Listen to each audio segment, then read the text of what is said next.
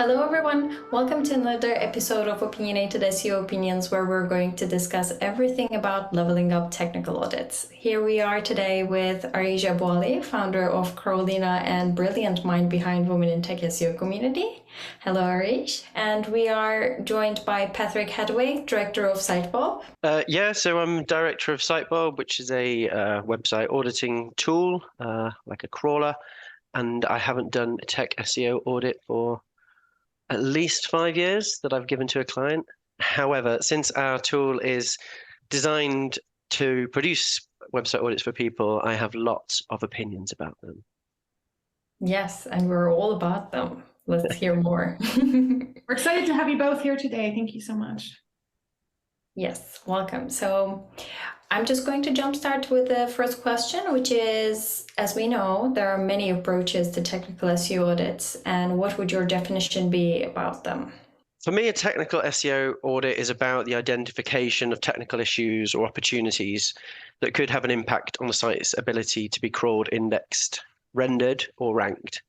And I like to treat the process as an exploration. So I hate checklists and frameworks, and I'm not into that stuff. I like just sort of having a poke around and pulling at loose threads. And ideally, I'm looking for a rabbit hole to fall down. That's what a website audit is to me. Yeah, I like that you use the word opportunities. I was just chatting about this recently with someone, and they were going on about, well, we identified this number of issues in a technical SEO audit. But I think, that's the kind of thing that just right away brings up that like negative mindset of, we're here to tell you everything wrong with your website, when actually it should be the opposite. It's about uncovering what these opportunities are for the website that you're auditing. Yeah, totally. And like they do come in all shapes and sizes audits as well. Like you can't treat any two websites identically the same. It can't work like that, right? Mm-hmm. That actually leads us into our next question. What would you say differs in terms of the process or the prioritization around large websites versus very small websites and all those things in between? Yeah, I'm happy to talk about this for a bit. Like, I personally prefer, in general, like auditing and working on large websites. They're just more exciting. But to be honest, it's very similar because it's never about, oh, this website has 100 million pages and this website just has 1,000 pages. At the end of the day, like every single website is going to be split into a number of templates. It's, there's going to be like 5 to 10 primary templates in any given website. And what you're auditing is that specific template, and you're trying to uncover what's happening in that template. Like, is Google able to crawl it, index it properly, and so forth? So it's very, very similar to, if you're working on a large website or you're working on a small one, it's never going to be about, oh, this has these number of pages. I'd like to kind of think about it this way, like, or on a template by template basis.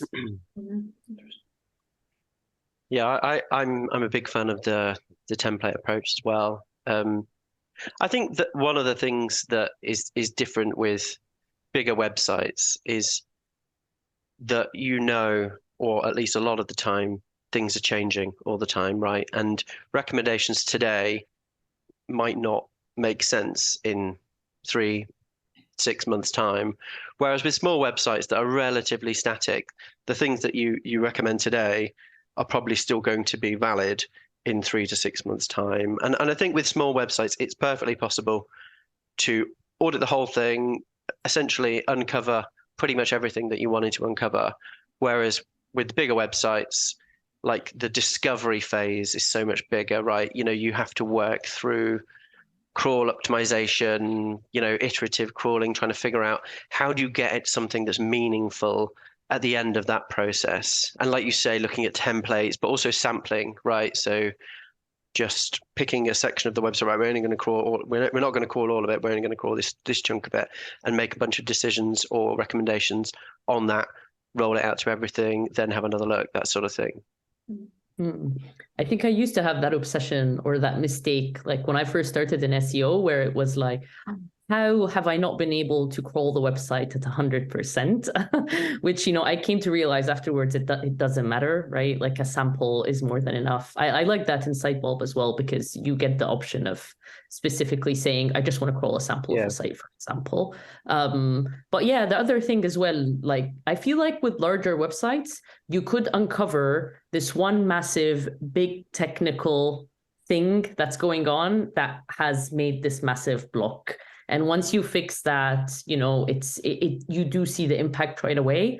With smaller websites, a lot of the time we need a lot more content than we currently do. So I feel maybe like technical hurdles and, like technical debt and technical legacy issues and so forth, you tend to find those more with larger websites, at least in my experience. I find them to be somewhat different because I just feel like there's less that can go wrong the smaller the site is. So if you're starting from a baseline of small means 1,000 pages, then maybe it's, less different. But if you're talking like a 10-page WordPress site, like, okay, I'm not going to do a full-blown technical audit. I'm just going to do a crawl and say, these are the things. Like there's just a limit. Or like, are we going to do a full-blown, say, like site speed analysis or performance analysis on, again, the 10-page WordPress site? Like how much traffic are you driving? What is going to be the win from that? I just don't think it's going to be there, versus if you're talking an enterprise number of pages as well as like enterprise traffic, then I probably care more about speed, less because I think it's going to help SEO. I probably don't think that, but there's going to be so many users that it's worth the time, and probably the wins are there because of that scale. So it's less the process is different. It's that I'm probably going to do more audits, and depends on how you, again, describe that technical SEO audit. Are you doing a log file analysis? Are you including a JavaScript analysis? Are you doing these more complex things? And one of those things is scale to help me define how much am I doing and when. I was going to say that, like, as a consultant, you have a much bigger opportunity to have an impact when the site's bigger and show value, right? We'll get sort of support queries come through on Sitebulb where the website is, it's like an in-house or a owner of the website, and it's sort of so small that they don't even need a tool like Sitebulb, like a relatively cheap piece of software that's giving them technical audit information. And like you say, when you've got a site that's not very old, that's not got much content on it, there's much more impactful things that you can be doing. So, you don't really need to, as long as the foundations aren't completely broken, use the free trial, right? Make sure it's not completely screwed up, right? And then go and make some more content, go and focus on your brand, go and focus on your audience. Don't worry about this for a while, right? Yeah, and I was going to say that the smaller the website, the more the chances that it's relying on CMSs or placed on CMSs. So all the issues are much more easier to like target, and you usually work with the developer to like handle them very quickly. It's rather easier, and yeah, lots of other things that can be prioritized further. And that brings us to the next question. What would be the best way to prioritize these issues and opportunities that you discover? So I'm a big believer in doing a lot of upfront work before you start auditing websites. So that you really understand the context, right? So whether you're dealing with a site which the traffic's been falling for months, or it's just gone through a site redesign, or they've entered a new market. I think then how you approach the audit and which issues you prioritize should be guided by this context.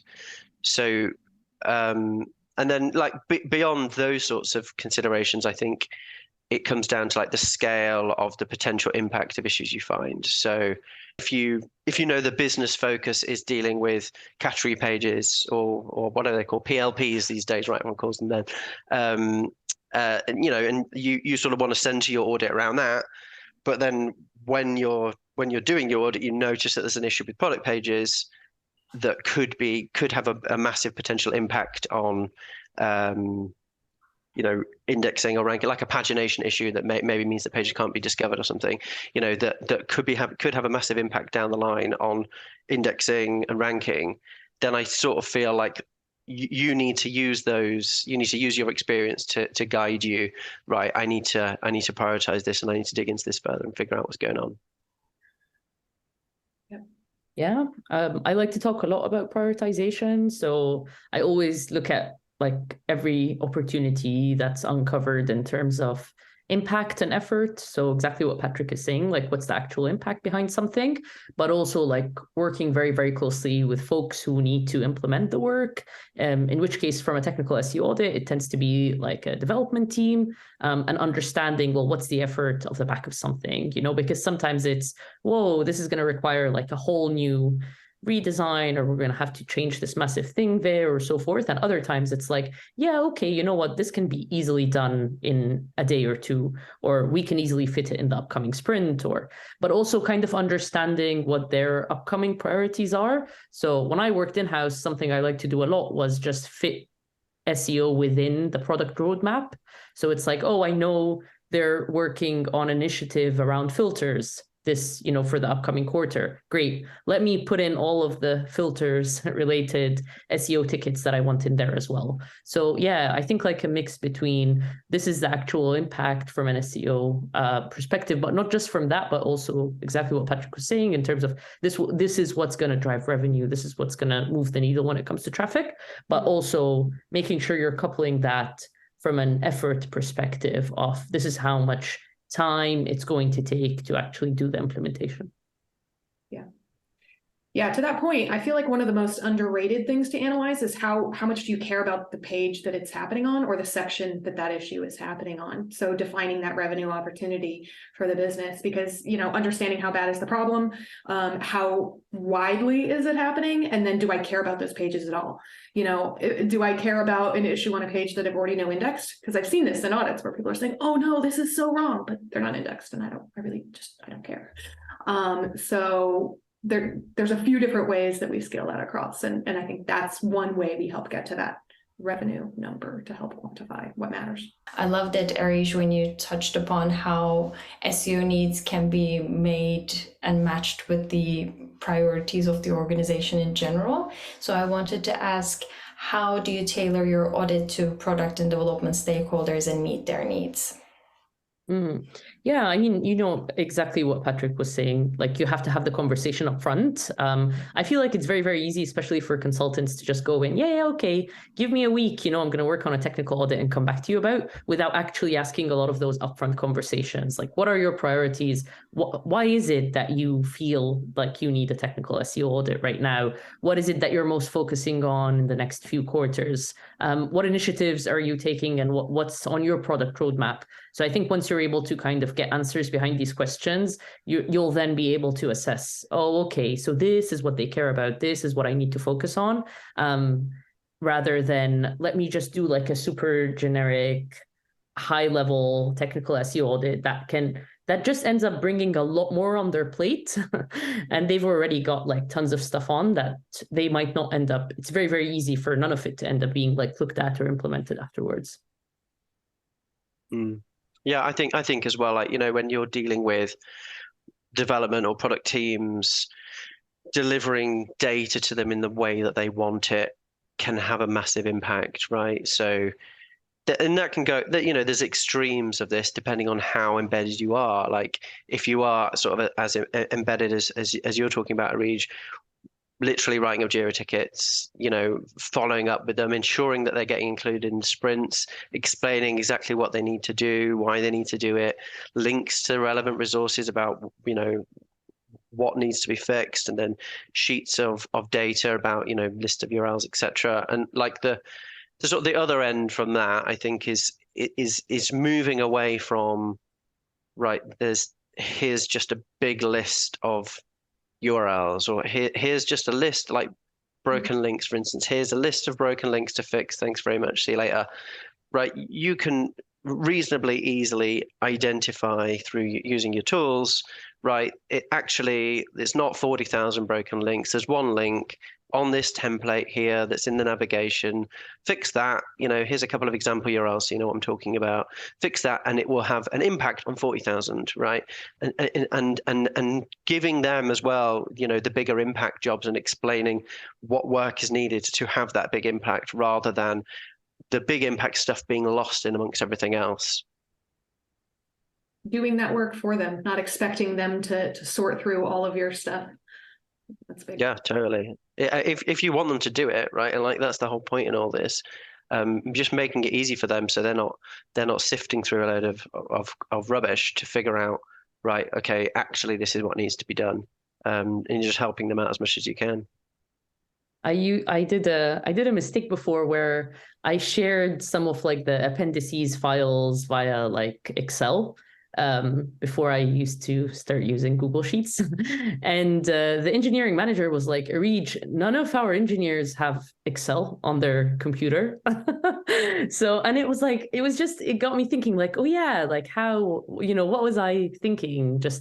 I'm supplying them with things via tools that I personally use, but it doesn't mean this is what they're using. And then the easiest thing, so they use Notion for all their ticketing, was just simply like, pasting like a list on the ticket. That for them was the easiest way. Don't try to like send me attachments or access to something else. So I think that's another thing as well. Like, how do you like to work? Asking them that, understanding what tools do they work with? What you don't want to end up giving them more additional things that they need to kind of log in and get access to and so forth.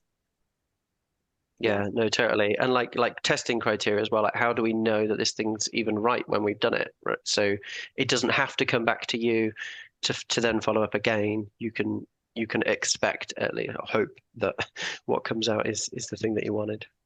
And also, like, what do you have access to? So I was lucky to work with a client before who, like, so I had CMS access from their end, and there used to be like a mistake that happened a lot where, for example, a broken link resulting in 40,000 exactly what you're saying, would be because of a change in the navigation or a change in the footer. And so I found I can just go in and update that link myself. That's it. Like, what is... so why go through the whole, when can, if I can just fix it myself, let me just fix it myself. And, and that way you just get it done with upfront. So kind of understanding what is it that you have access to. And if there are some things that you're able to just jump in and do yourself, as opposed to have it stacked up in the list of things that they need to look at or do. But then off the back of that, what I actually suggested was, well, why don't we make sure that a 404 status code URL can't even be entered in the first place in the navigation to prevent any human error from happening. And that's what, instead of wasting time fixing it every time, that's what they ended up building. So they built that within the back end of the CMS. And so moving forward, we never had that issue anymore. Our navigation no longer ended up with any broken URLs because they just embedded that. Just being a bit smarter sometimes with your recommendations, where how can we put forward a recommendation that will be a long-term solution as opposed to fix a very, very specific issue? Pristine.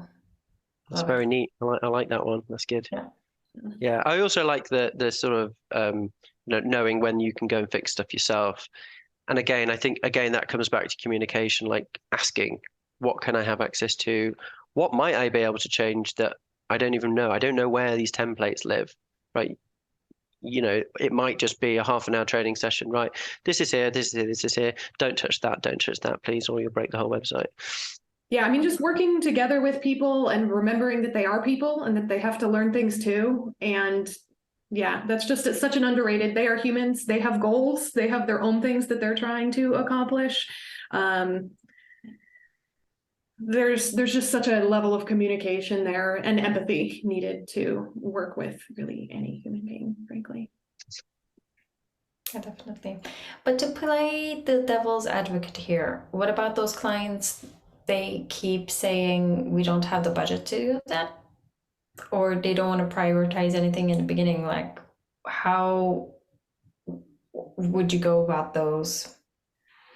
Fire them. Stop working with them.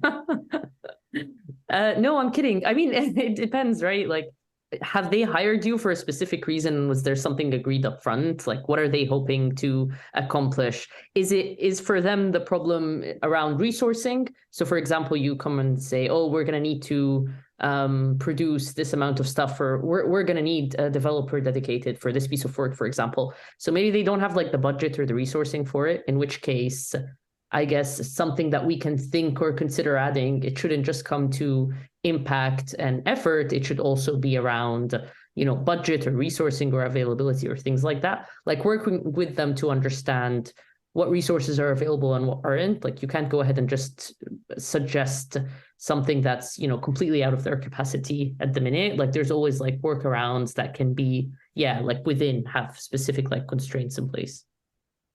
We talked about how to speak to product and development stakeholders, but what about the varying needs of business teams and marketing managers, executive teams, etc.? How do you get buy-in from that level and implement your recommendations?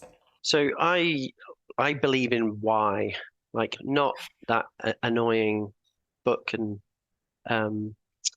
although I like the what was the TED Talk. The TED Talk was good. Watch the TED Talk, don't read the book. But I do believe that I believe in telling people why, right? I think in almost all walks of life, you can get buy-in by helping people understand at the core level what, why are things important and why you're recommending it. And again, I think this comes back to the context and doing that work, upfront work in the beginning, but then also making sure that your client or the people you're talking to understand that context as well, because they're the ones that need to be your cheerleader, and like they're the ones that are going to be fighting for things to happen, on your behalf inside the organization while you're sort of on the outside. And if they do understand the context and they do understand the potential impact, then they're going to be able to do that more effectively. And so I believe in, when you're producing like audits that are like deliverables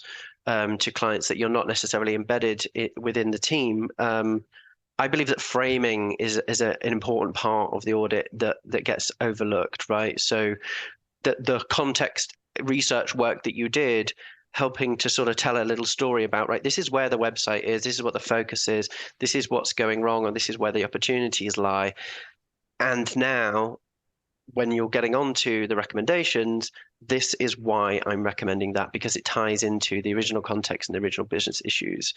And so, the best ways you can do that is when you can tie things directly, and you can say this problem X is caused by Y and the fix is Z, and fixing that will lead to an uptick of X $100,000, whatever. And if you can get to that business value, which you can't always do, but you certainly can say, this is the problem, and this is why it's important, is because we've already established it was important earlier in the the audit deliverable. So I believe in why. That's definitely something that I care about. I have an opinion about, at least. Yeah, and I think it's something we haven't mentioned yet. It's going to be very, very difficult for you to get this buy-in if you're going to them with, here are 50 recommendations that you need to do off the back of my awesome audit type of thing.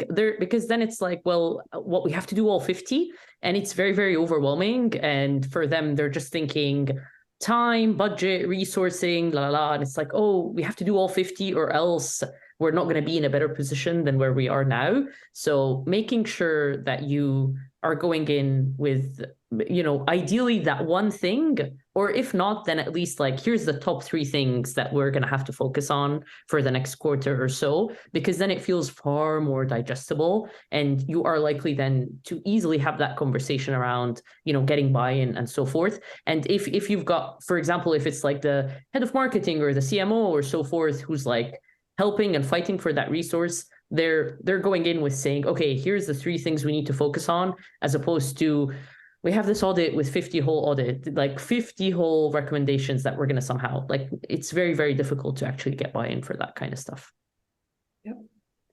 And to the point earlier, using their tools is important. So I feel like every SEO, especially like 5 years ago, handed off this 50-page audit of that list of 50 things that you need to do. And it was just huge. And did anyone even actually ever read that except them?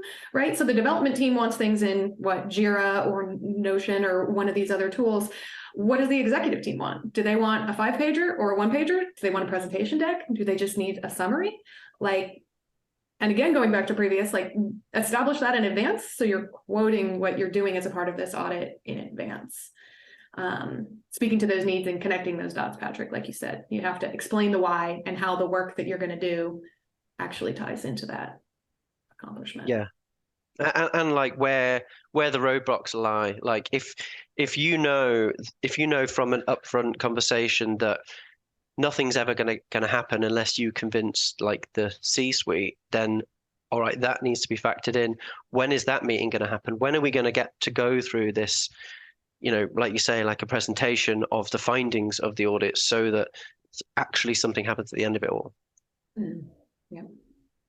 And I feel like in most of these presentations, what they never want to hear, oh, these are the issues that we have or so on. They just want to hear, okay, so what's the solution? Like, what are we going to fix? Like, what's the action that's coming out of that? So focusing whatever session that is around, we call it like in-house answer first. So it's like going in with the answer up front. It doesn't, all the data and all that, you don't have to dive in any of that. They just want to hear, okay, what's your solution for this? What's the action behind it? Yeah, tailoring your communication to the audience. And again, like marrying data and communication together. Love it. All right. I think we're at a good place to wrap this episode up, unless you want to go deeper in like any other topic. So I will give you the opportunity to dive in anywhere you want by asking, what is your best tip for helping a technical SEO audit stand out? I think Areej has already said it. It's just putting as few recommendations as you possibly can in there, and I think to some extent that will be reflected by the size of the website you're dealing with. I don't think it's okay in a 100-page website to go, yeah, there's one thing, right? That's the expectation's not going to match, and it's going to be one thing that's going to have such a little impact because there's not that many things necessarily that can have an impact in the first place. But like if you can get away with no more than 5, yeah, every time do it, and just double down on the explanations and everything that they need to do to fix those things. So yeah, for me, 100% just reducing the amount of specific recommendations, not the amount of work or the size of whatever, but the amount of recommendations that go into it at the end of it all. I think tying it to data, definitely, which I know Tori brought up earlier. So making sure you're actually focusing on the templates that matter. So putting all your effort and energy in a template that's already driving over half of your traffic and revenue, as opposed to going down a whole rabbit hole of we're going to have to do all of these fixes, but actually a lot of these fixes might only be bringing in 5 or 10% of traffic or revenue, which in that case, like really, is that a priority for the business? So making sure that you understand, what are the sections and the areas that we need to be focusing on, and what's the data to back that up? And so in this case, this is how I'm going to prioritize and frame what I'm looking at, and what my audit delivers. I love all of these answers. And again, I'd repeat what we previously said, which is just tailoring it to who you're talking to. What are their needs? Give it to them in the format that they need it, summarize it the right way, consider who you're talking, serve their needs. And I think they'll be very happy with what you come up with. See, one of the things that I have a SEO opinion about is that SEOs don't need to be developers and don't need to go and learn development. And where I sort of caveat that, and I think this again fits in with everything that we've talked about, is that they need to be able to communicate with developers. And almost everything we've talked about today, really, when you boil it down, has been actually about communication as the skill and not necessarily all the rest of it. Yeah, okay, it's of course it's important you understand rendering issues and indexing, all those sorts of things, but there are lots of resources out there. There are lots of tools that can help you with these sorts of things. But if you can invest time in trying to communicate better, then you'll be more effective at your job. Yeah. And frankly, I mean, with the focus of all SEOs need to be developers, which I agree is nonsense. But if you want to focus on something, I'd actually argue your data analysis skills are way more important than your ability to be a developer. because that will help you prioritize and make those decisions and have those right conversations and convince product and convince engineering and convince executive teams. They're going to get a skill oriented something like that. My bias is that way, but there's room for all of us to be slightly different, right? And excel in different ways. Absolutely. Awesome. Well, thank you guys so much for joining us today. It's been lovely and enlightening learning about all the audits and the ways we do the things. Thanks very much for having us. Yeah, thanks for having us.